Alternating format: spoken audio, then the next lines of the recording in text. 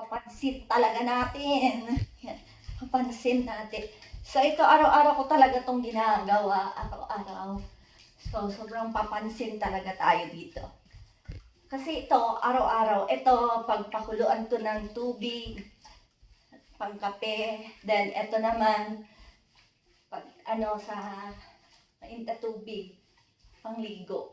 So, yan. Kaya hindi talaga tayo pwedeng mapagod, hindi talaga tayo pwedeng sumuko. Kaya yan, try and try. Ayun, subok lang ng subok. Subok lang ng subok. Sipagan mo lang talaga. Kung ano yung mo talaga.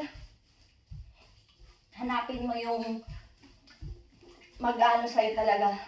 Ikaw ang gumawa talaga ng paraan para talaga. Yung pangarap mo is matupad. Yan, kaya subok lang.